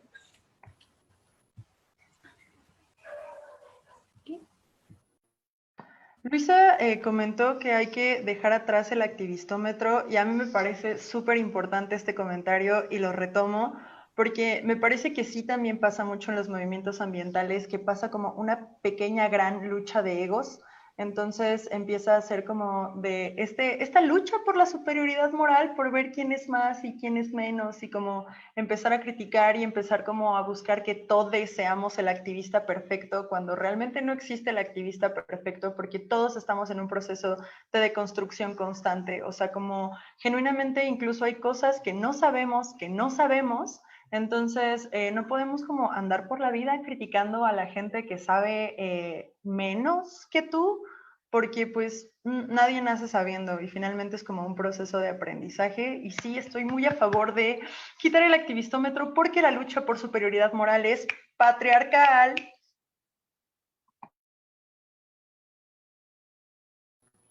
Y rescato mucho el comentario que hacía Cris hace rato sobre ser amables con nosotros mismos al momento de hacer activismo. Creo que está muy relacionado con lo que acabas de decir, Rubí. Y sí les quería como preguntar, ¿cómo me doy cuenta de que no estoy siendo amable conmigo misma al momento de hacer activismo? ¿Cómo puedo empezar a hacer como de construir mi autopercepción como persona defensora o activista? Pues creo que se empieza entendiendo que es un proceso y que socialmente nos han construido y enseñado muchas cosas que perpetúan el sistema, como decían Ruby, Iván y Cris. Creo que no podemos saber todo, incluso creo que no es posible tampoco que podamos entender experiencias de otros, porque no son nuestras. Y justo si a mí me lo preguntan, por ejemplo, el tema de las identidades sexuales y todo lo que habló Cris, para mí es muy nuevo, porque yo siempre había visto al género como binario, pero creo que una parte de ser amable contigo mismo es también darte la oportunidad de que siempre puedes aprender algo nuevo y de que estamos en constante cambio, y aprender a aceptar cuando antes eras parte de ese sistema, o que lo sigues siendo, pero que también es una batalla interna, y que también ese proceso es algo que debes de practicar día a día, y que muchas veces lo vas a lograr y muchas veces no lo vas a lograr, pero lo importante es intentarlo y siempre estar abierto al diálogo, a las experiencias de los otros, de los demás, y a entender su perspectiva y su visión.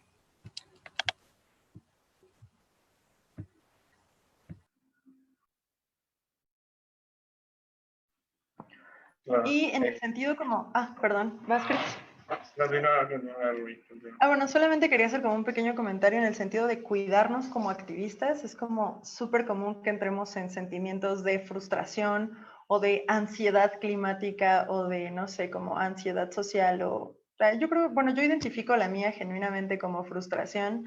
Y pues, o sea, como en este sentido sí se me hace como súper importante identificar como las emociones que nos trae como el hacer activismo, y tener como súper en cuenta que las emociones son neutras, no hay emociones negativas ni emociones positivas, pero el nombrarlas nos ayuda a gestionarlas, ¿no? Y sobre todo este tema de gestión emocional, pues como persona que se encuentra involucrada en luchas sociales, es súper importante, porque también pues tenemos que entender hasta cierto punto que no todo está como, bueno, realmente no está en nuestro control.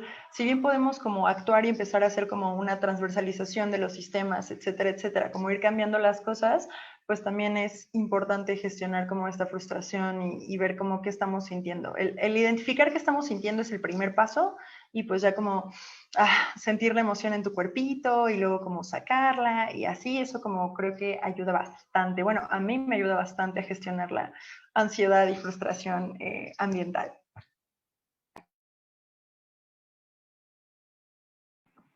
Claro.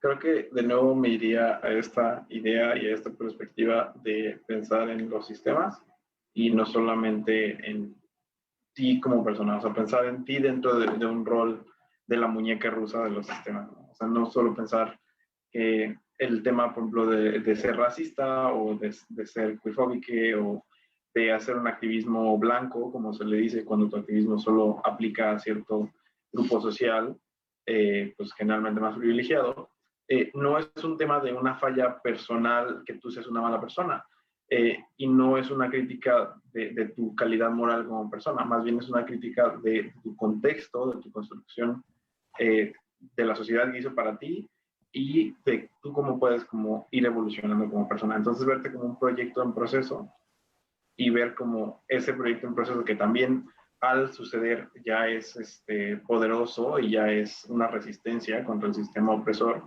y que tú puedes tomar acciones literalmente directas para ceder lugares, abrir lugares, tener estas conversaciones y ser activamente ante opresiones. Es algo que sucede a lo largo del tiempo y que no tiene que suceder de que ya soy woke, ya soy de que hago todo. No, o sea, no, es un proceso y lo tenemos que ver de esa manera. Es la mejor manera de tenernos paciencia. Pues muchísimas gracias a los cuatro y a todas las personas que nos están siguiendo en esta transmisión y aquí en el Zoom.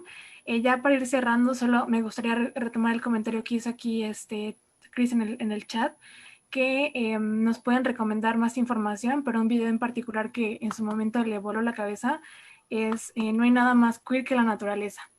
Entonces, pues les dejamos esto de tarea, que chequen este video, y muchas gracias a todas, todos y todes por acompañarnos. Les pedimos que nos sigan acompañando en los futuros webinars en esta ruta rumbo a la LCOI México 2021.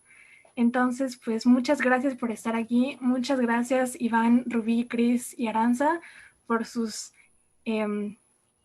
palabras tan increíbles.